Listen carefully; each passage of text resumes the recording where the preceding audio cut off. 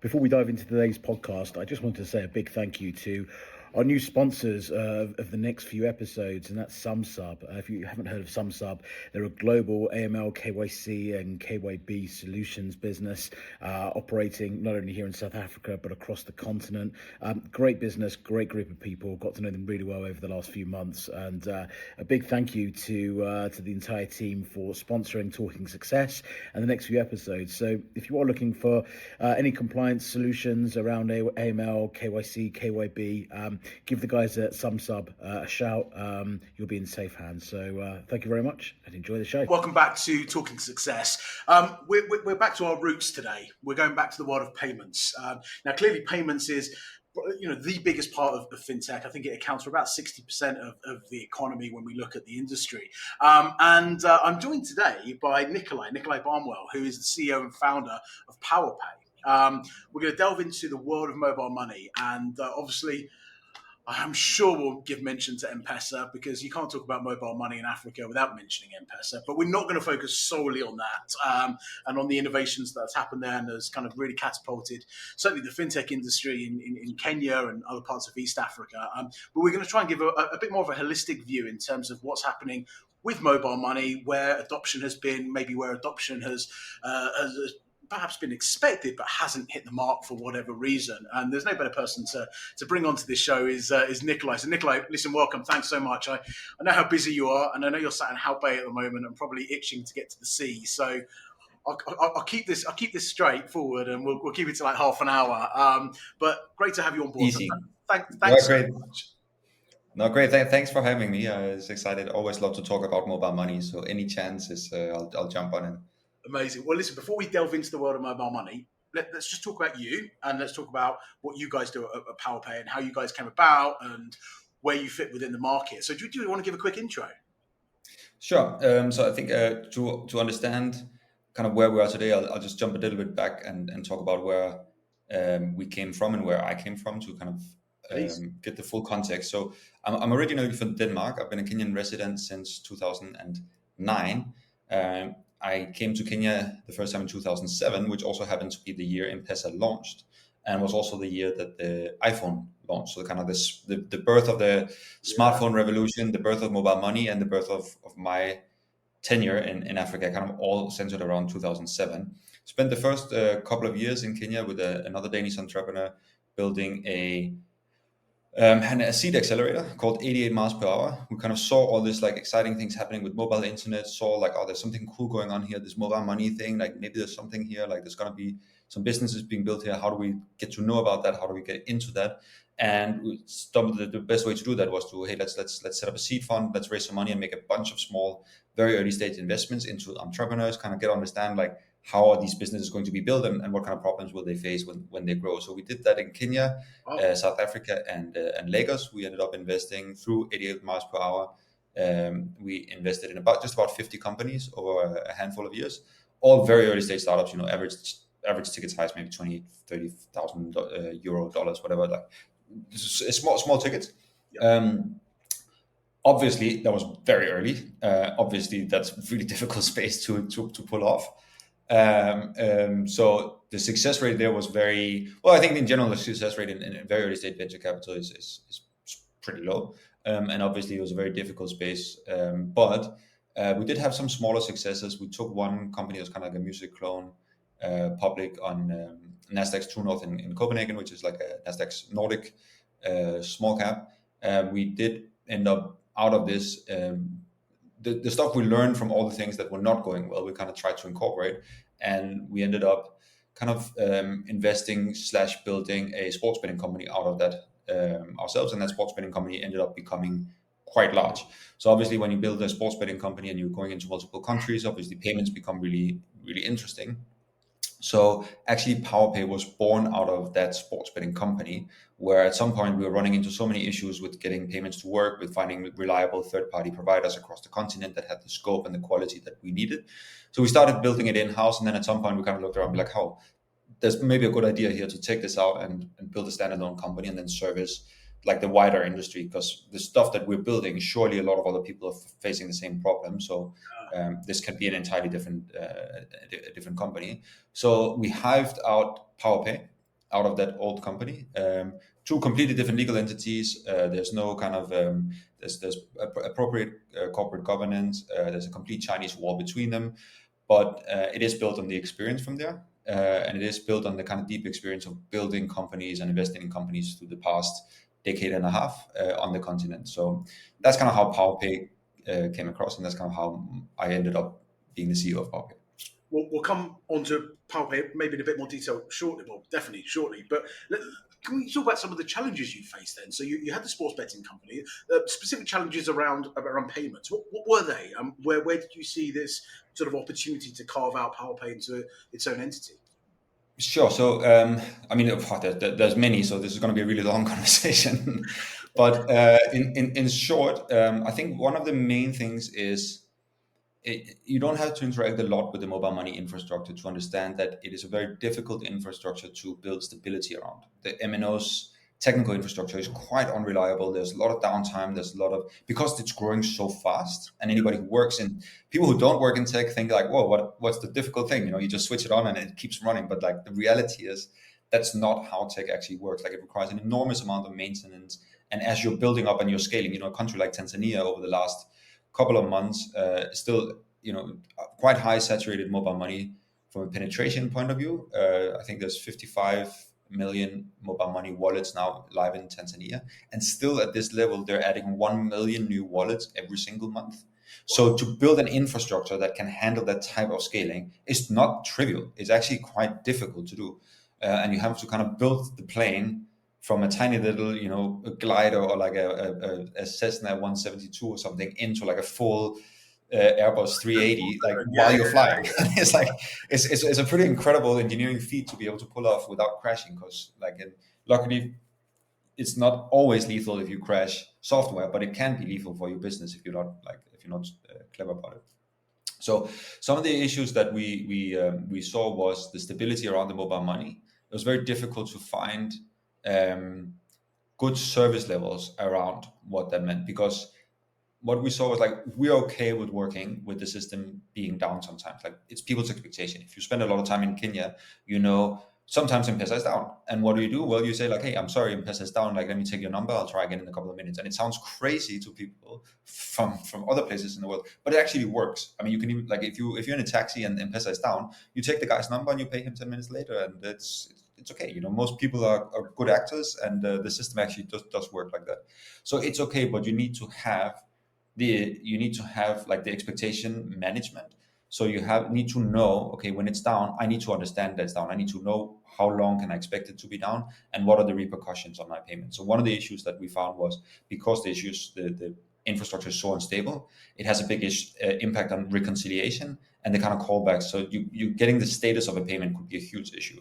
So for instance, you would have people who would make a payment, they would have a successful receipt from the MNO, but because of the instability in the issue, the MNO didn't tell the payments provider appropriately that the payment was successful. So the guy is sitting there. It's 5 minutes to 4 on a Saturday afternoon. Chelsea is about to play Bayern Munich or whatever, and he needs to make that bet, and he has the receipt that his money has left his phone, but it's not reflecting on his betting wallet.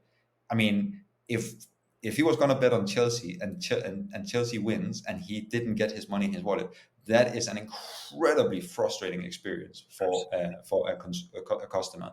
And they literally feel like you stole their money. They literally feel like you took it out of their pocket.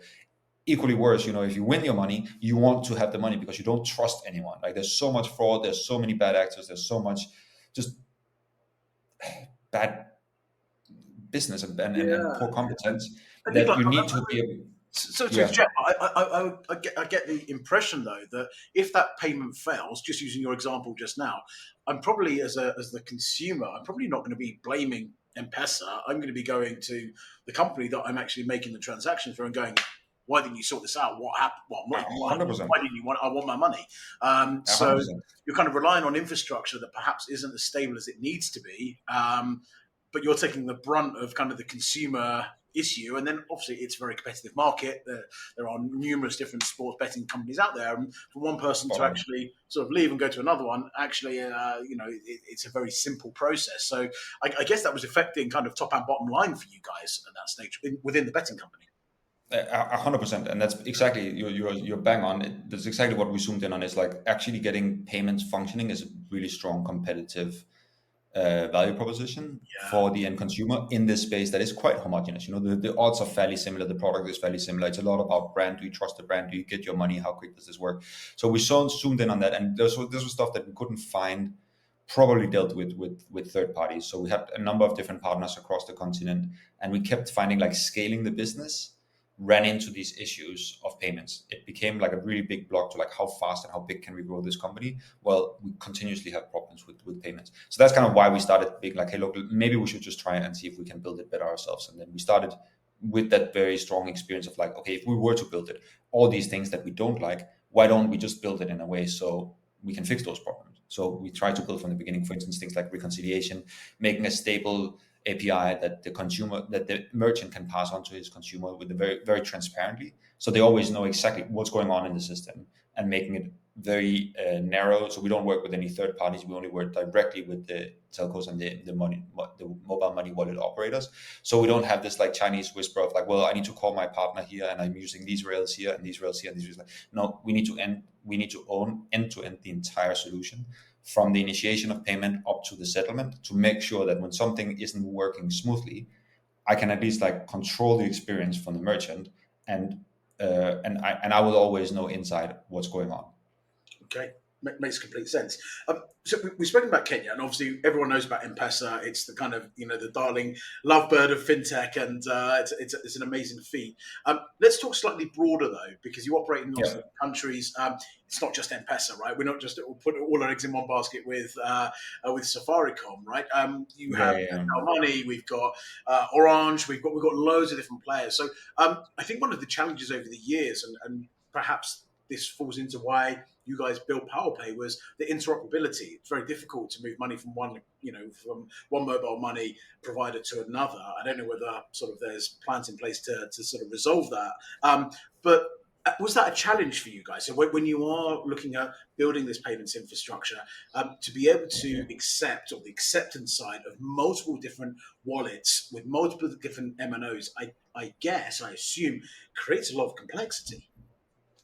Oh, I mean, totally. But that's exactly, again, spot on. But that's exactly the value, right? Like my value is I go to a big international global merchant and I say like, well, if you want to operate in Africa, you don't have to. But if you want to operate in Africa, you really need to think about mobile money, because most places on the continent, and most of the 1 billion people that live, 1.5 billion people that live on this continent, from them, a digital payment experience is really mobile money. So you need to think about mobile money. Okay, if you get over that hurdle and you want to go into Africa and you accept like, okay, I need to have some kind of plan for mobile money, there's really only two ways. Either you go and you make an integration with Orange in Cameroon, and Vodafone in Tanzania, and M-Pesa in Kenya, and Airtel in Zambia, and you have to go around and do about like 150 or something to cover the entire continent. Either you have to go and do that work, or you go to someone like us. And of course, like we're not the only ones in the space, but you go to someone who's done all that hard work, and then you can make one integration to them, and then let them do all the annoying hard work in the back. The nice thing is that it scales quite nicely, because it's kind of, there's a few type of industries where that sort of aggregation of flows makes sense. And it's kind of when you have a lot of merchants on one side and you have a lot of wallets on the other side, it makes sense for both parties to have like a central switch. It makes sense from the MNOs, the wallet operators, so the Airtels, the M-Pesas, the Waves, etc. They don't really necessarily want to go and have 10,000 merchants that they have to deal with every single time there's an issue, or every time there's a call, or every time something. They don't necessarily want that. They're quite happy with being like, hey, we have one solid provider that we trust. That's the guy we can go to for all our technical, all our compliance, everything, and we just need to maintain that one relationship. They like that. Yeah. And from the merchant's perspective, of course, much better to have one integration if you trust that it's a technically competent partner, than having to go and do, as I said, like about 150. So it's not a very big secret. I mean, it's not like some kind of stroke of genius, like, oh, nobody ever thought of this before. It happens in quite a lot of similar industries around the world, where like there's this kind of complex network, and you can create value for both sides by going in and doing the hard work. But it's hard work. I mean, it's taken us 10 years experience to build up all the integrations across the continent, and it's not something you can just it's not something you can kind of cheat your way through. Like there's no other way. Like you gotta put on your boots and go and fly around the continent for a good 5 years and make the connections technically, legally, operationally, relationship wise. Like there's no shortcut, unfortunately. And I guess when you look at traditional PSPs, right, certainly operating on the continent, maybe more here in South Africa and in Kenya, there's big focus on e-com, right? E-com's obviously a big driver behind that, as is card present in retail.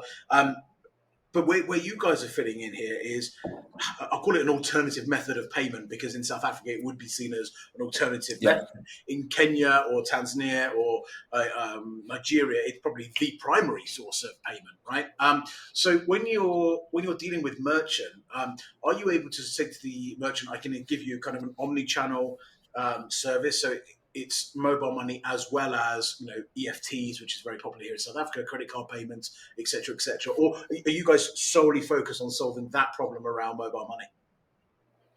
So I'm a big believer in, if you want to do something well, you really need to focus. And we can do mobile money extremely well. I think we have a very strong product in the market, but it's narrow. We can do mobile money, and we cannot do cards. So if you want to try and take cards in Kenya, you will have to use another payment company, because that's not something that we can do.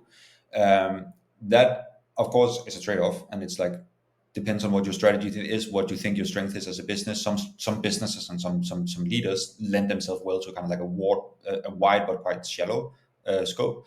Our business and our experience lends itself very much to, like, we have a very deep, very narrow but very deep scope. So we understand mobile money like very few people do.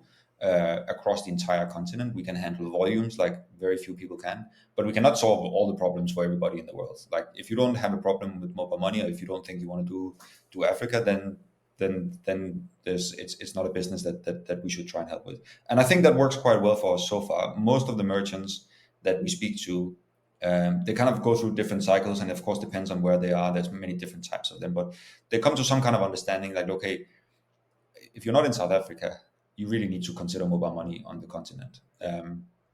And if you want to consider mobile money, well, you have the choice. Either you can go to one provider, like the ones that offer all the different channels, or you can go to a specialist. And there's, of course, trade-offs with both. What we find quite a lot is that the merchants come to us from the omni-channel providers, because, of course, if less than 10% of your business is mobile money in 5-6 different markets, you're not investing the right resources into making that product better, and you're not investing the right resources into reconciliation, settlement, bank rails, all the product in general. And that just means that your product suffers. As a business, you have other strategic interests and you have other strategic strengths. So then we get the blue chip companies that we're winning, like the big global merchants. They come to us after having battled with a kind of experience that just doesn't really work for them. Yeah. To then say, like, look, we will happily do you guys just for mobile money, and then we'll use the other guys for the rails. We also see increasingly we're working with those guys to handle their mobile money rails as a kind of base there. So they will be like, I'm not going to put any names on it now, but we'll have one of the big global guys, and they'll come in like, oh, we will do you for all the mobile money, and then we will go to the big global merchants, because a lot of the big global merchants, they do not want to have many different payment partners. They'll be like, well, I want Adyen. So if you want to do something with me, like, go and speak to Adyen, and then Adyen will go and I'm using Adyen because we're not working with Adyen. So that's a safe thing to say. Not yet, but if they're listening, would love to. But that kind of like infrastructure, right? So we also work as a base layer supplier to other payment rails. And then in terms of the merchants, I'm not asking for specific names, Nikolai, at all, but give us an understanding of, are they all enterprise merchants? Are they all international businesses that are coming into or want to service, the continent? Or are they domestic businesses that perhaps are operating in Kenya but now want to expand into Nigeria or Tanzania or other countries? What does it look like? All of the above. The beauty of the kind of payments industry is that it's such a broad, like, base level infrastructure that it's really like anybody who wants to run a business needs to do two things. They need to build something and they need to sell it. Yeah. And increasingly in this age, like, if you're not selling it digitally, you're probably suffering.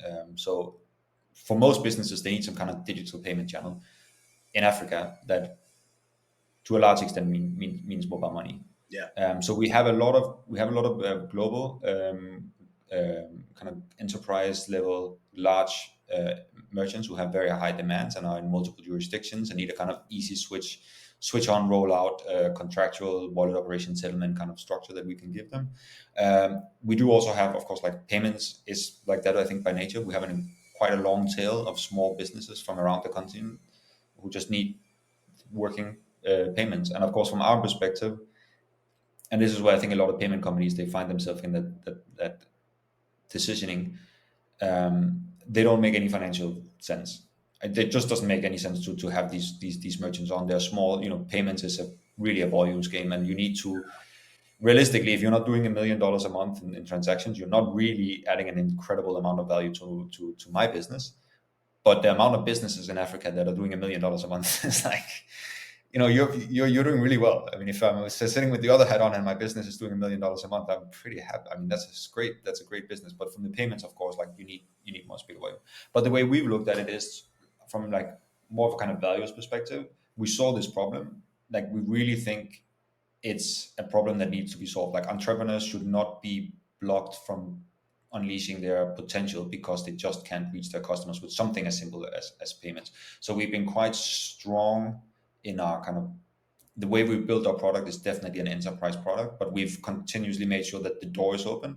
So if you want to come in and you just want to sign up and you want to start doing payments and you're a legit actual business, you can go online in 24 hours and you can start taking payments from the whole continent. It's made quite simple, so it's possible. And then of course we make it more sophisticated for the enterprise customers who have quite specific needs, and that is of course the bread and butter. But we are quite keen on the long tail, and it's cool to see the long tail grow, because that's what gets me really excited when I look and I see all the little different colors in the graph with all the small businesses that are growing. And one, it's more, of course, like it adds a bit of robustness and sturdiness when you have a huge diversification across countries and sectors.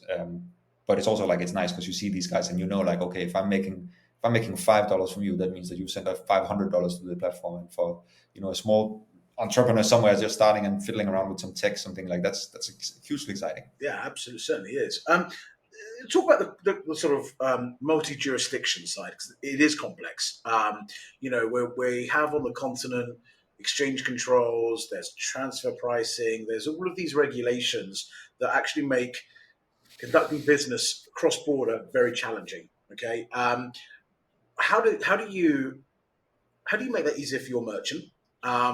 Because obviously, if they're accepting shillings or they're accepting rand or they're accepting naira or whatever it may be, how do you reconcile that for a customer? Because again, I suppose when you're enterprise customers, if they're sitting in the States or they're sitting in Europe, Denmark, London, wherever it may be, they're going, yes, we're on like 17 different currencies here. How do we recon? Or do you sort of pass that back to them as kind of raw data and kind of that they need to have a treasury department in order to unwrap and make sense of all of this?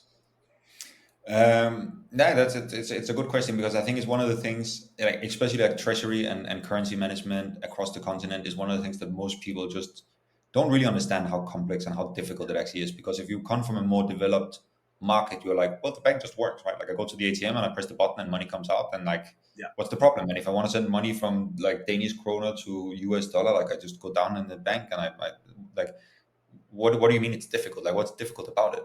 But of course, if you work in a highly fragmented, tens of different local currencies, all not particularly strong currencies, so a lot of volatility and a lot of kind of directional trends in the wrong direction. So you preferably don't want to hold them for too long. That becomes really, really difficult. So it's one of the things that we've tried to help and abstract away from the merchant. So we kind of thought of it again, like, okay, well, what would this look like in an ideal world? Not like what's possible, but in an ideal world, like what would you actually want? So the first level we did was, we said, okay, on a country level, ideally, like merchants, they don't really care if you have an Airtel wallet or an MTN wallet or a Wave wallet. You just care, like, did I get paid, right? Like, you don't care when I swipe my card. You don't really care what bank I have. You just want to get paid. So the first thing we did was we abstracted all that away. So merchants no longer have individual wallets with telcos. They just have a country wallet. So if you're a Pan-African merchant, like, okay, you have your money in Tanzania. This is your money in Tanzania. So we show all the values in local currencies. Then we have either scheduled payments or scheduled settlements or on-demand settlements, depending on what type of merchant it is. And there we settle in either local currency or we settle in hard currency. So of course the easiest is just like, oh, if you have Kenyan shillings, you just get it in your Kenyan shilling bank account. Like that's a very straightforward and easy settlement. Of course, if you're running a Pan-African business and you want to get settled in euro, then we have to settle you in euro. So then we work with liquidity providers, forex brokers, etc., to make those trades. It's difficult. It's possible. It's definitely. I'm not going to pretend that it's not a lot of work, but it is possible. And again, when you can do a lot of hard work that other people don't really want to do, you can create value, and they will pay you for it. So the thing is to figure out like where you're strong and doing something that other people don't really want to do themselves. And so that's what we do. The one thing that we run in mostly with that is for people who are not very well, kind of don't have a quite deep understanding of how the continent works. They will go on Google and they'll look like, oh, the Malawian kwacha, it says on Google that it's this rate. So why can I not get that rate? Yeah. And you have to kind of go through the explanation. Look, for most of these currencies, the rate that you see online, try and go down to the bank and say, I want $2 million and show up with that amount of kwacha. Like, it's just not there. Yeah. So it doesn't matter what it says online. It doesn't matter what the banks say on the website. Like the reality of actually trading these currencies is a lot more complex. And typically the spread that you can actually find in the market is really different. It's possible, but it's just different. So it's again more about like expectation management and having proper conversations with merchants, making sure that they understand that if you're doing business in Malawi and you're collecting Malawian kwacha, it's totally okay. But getting that Malawian kwacha converted into US dollars that I can send to your bank account in Europe or in the US, it's possible, but you're not gonna get the rate that it says on Google. Absolutely, it's like no one will get that rate. So, and then it's again negative bear. And I guess it makes sense completely from your enterprise customers, right? They're going to have the infrastructure, the skills, the setup to be able to handle those treasury functions. But going back to your point, and I don't want to labor on this because I know it's not kind of core market. But if you are looking at SMEs who are coming on that want to accept mobile money, for example, if I'm sitting in Nairobi, I've got a Kenyan business and I want to transact, or someone wants to procure my services from Nigeria or South Africa or the US, whatever it may be. How do they do that? Is there some sort of dynamic pricing that the merchant is going to have on their site that says actually, 50 naira is the equivalent to X amount of rand? Or is that kind of their problem? Is that a solution you kind of help them with? Or again, is that why you're kind of saying, look, we kind of want to focus on enterprise because we can add more value there rather than kind of the SME side? No, it's something we largely leave up to the merchants to decide at all levels. So it's like if you want to charge people in Kenya, if you want to charge in Kenyan shilling, like you will have a Kenyan shilling wallet, and you can decide like what you're going to charge, and the price that you charge you can dynamically feed through the API. So you can just build in the way you want to do it. If you want to have it dynamically pegged to some kind of interest or some kind of exchange rate, you can do that. If you want to have it to kind of pegged to another currency, you can do that. Mostly people they pick like a price that's fixed from the market they're in, then they collect that funds, and then no matter where you're based, like if you're a Nigerian business and you're collecting money from Uganda and Tanzania and Rwanda, you'll just have those wallets. You can still be settled in naira. You can be settled in whichever currency you want. That's not actually the issue. The issue is typically more the expectation again of like, okay, like how big of a haircut will I get compared to what I thought I was collecting. So technically, it's a little bit tricky. Some countries are a little bit more tricky. South Africa is, of course, we're not in South Africa for various reasons, but that being one of them. Nigeria is always a little bit wobbly. Ghana is a little bit tricky, but most of the countries, it's difficult, but it's possible. So the experience that we're trying to give to the merchant is all of that difficult stuff is kind of, don't worry, we take care of that. Yeah. You use the API, you collect your money. When you want your money, you just tell us what currency you want and what frequency you want it, and I will give you that money. Okay. I know you don't operate in South Africa. Okay, I understand why. But let's unpack it a little bit in terms of why. Not necessarily why pawaPay doesn't operate in South Africa, but specifically why mobile money hasn't taken off in South Africa compared to other countries across the continent and other emerging markets. I have my own view, but I'd love to hear yours. Yeah, I mean, I've heard as many stories about this as as their countries on the continent, but I don't know. I mean, there's many theories. One theory around, like there's already quite an established like banking infrastructure that there just wasn't a big enough need that it was filling. One theory was that when they tried to do it, the bank lobby. This is my favorite one actually. Like the bank lobby pushed back because the way mobile money, it really needs to be 100% liquid for it to work well. So you need to have a really vast network of agents. It needs to be like anywhere you are within 100 meters, you can convert your digital money to physical cash. Especially in the beginning, you need that comfort that's possible for you to do. And if you don't have that agent network, it becomes much less appealing, and the value proposition Feasible. drops quite a lot. So Yeah, of course. one of the theories that I heard was that when they tried to push mobile money, because obviously like the banks don't like it, they pushed back and put in very stringent regulation around the agents. So that was very difficult to set up an agent network, and it became like you had to have very very very deep KYC on all the agents to be able to roll out the network, which became then like impossible. Which is not the case in most other markets where pretty much anyone can sign up to be an agent like on the spot. I don't know if it's true. I haven't asked the guys if that's the reality, but some kind of combination of all of it is probably the reality. It just didn't particularly bite in this market. But the one thing that I don't buy is I don't buy that it's because it's a very developed banking infrastructure. Because what I've seen, actually very interestingly and completely randomly, so I'm from Denmark originally, and in the time that I lived in Kenya, about halfway through, so about 10 years ago, they launched mobile money in Denmark, and they launched it in it's called MobilePay, and they launched it as a kind of consortium of banks where basically you link your phone number to your bank account, and then it kind of runs as a kind of an instant EFT of your phone number, and it has killed cards. It's killed cash and it's killed cards, and nowadays like an enormous amount of payment. Everyone uses mobile pay in Denmark. You use mobile pay to pay for a little bit the same that you would do in Kenya. Anything from like public services to bread at the bakery to pay for taxes, like everything is mobile pay. And Denmark definitely had a very developed, sophisticated financial infrastructure. It was just, again, I guess credit cards is generally, I think, is quite a shit technology. It's a technology that's at least like 50 years too old to be relevant for the world that we live in today. And it's expensive. So there's a lot of reasons why if you have a very developed financial infrastructure, you could go many other ways. One of them is potentially mobile money. So I don't buy that it's because it was too sophisticated. There might be other cultural reasons. There might be like urbanization reasons.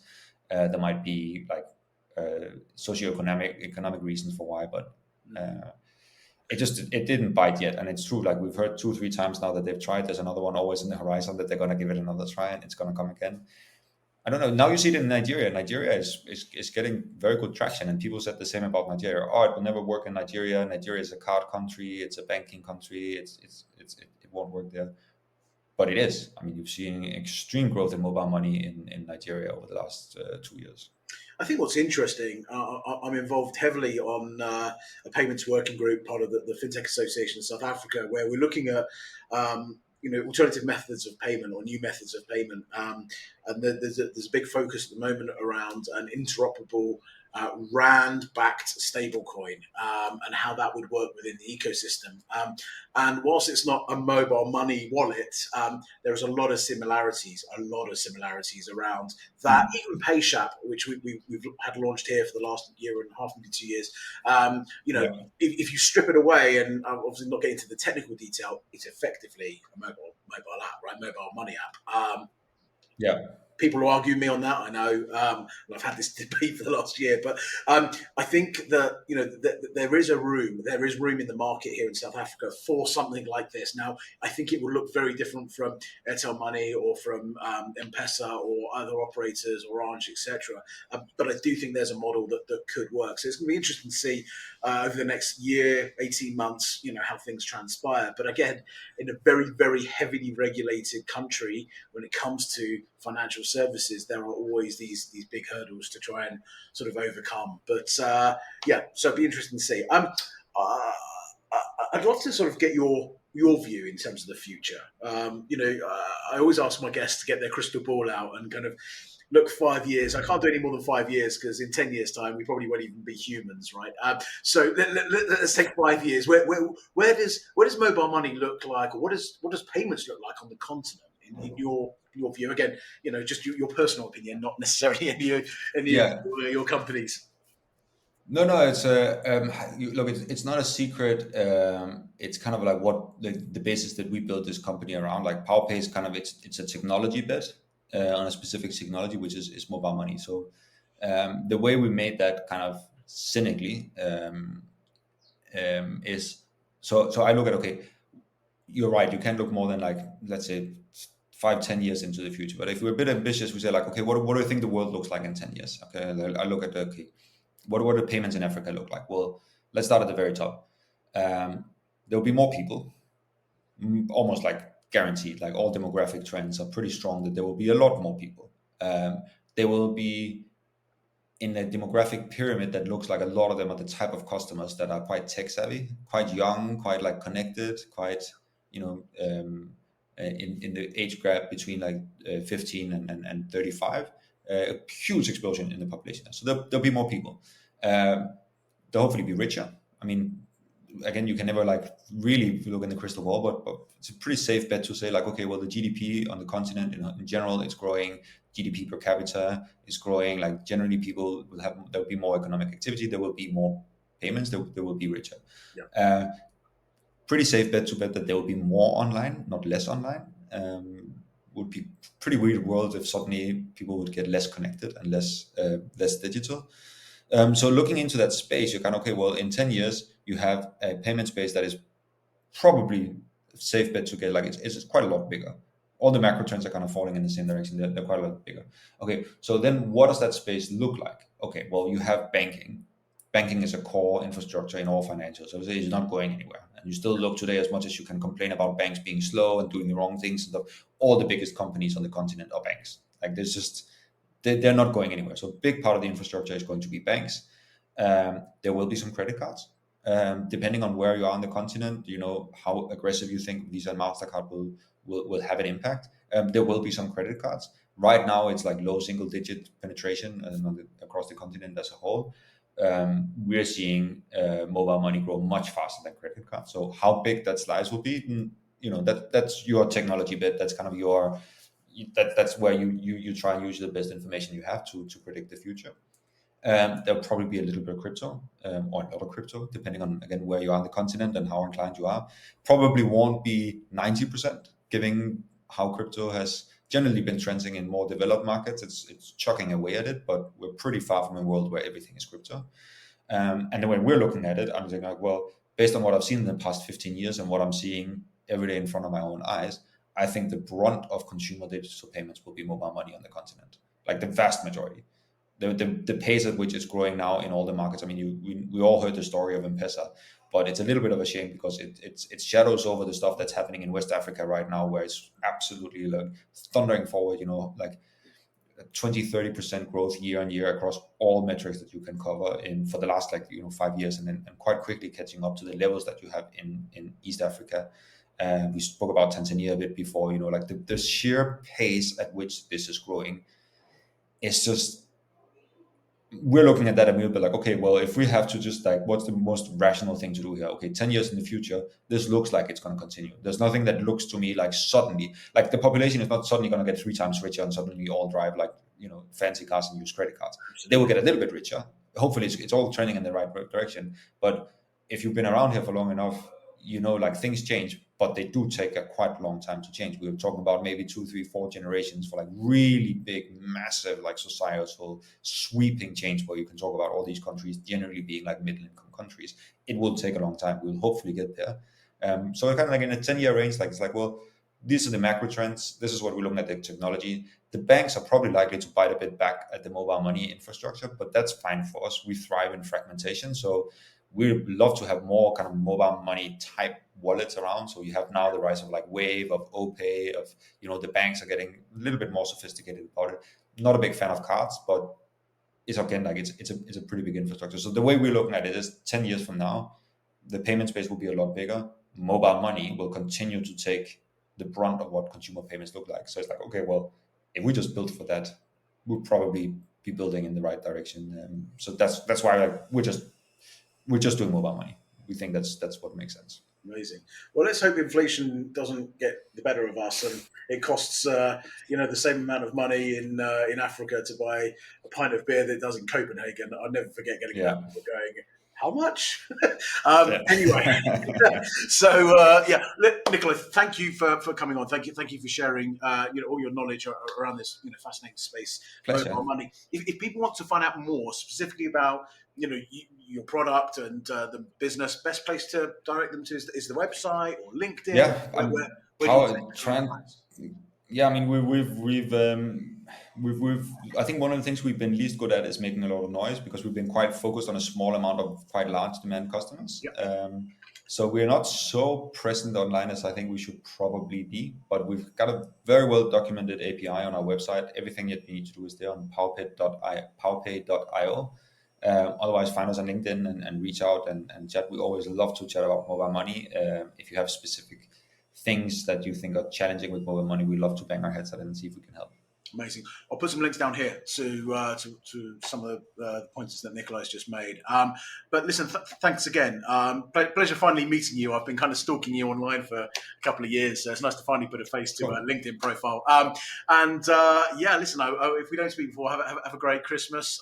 We're now, where are we, 28th of November, so you're in South Africa at the moment. You'll realise that in a week's time, that's it, stops. Everything just stops. So if you need anything done, do it now. Cool. Otherwise, you're going to have no chance. But Nikolai, listen, great having you on board. Wish you all the best for the end of this year and the future 10 years at pawaPay. Cool. Thanks so much for having me. This was great. I mean, I had a pleasure to meet you too. Pleasure. Thank you very much.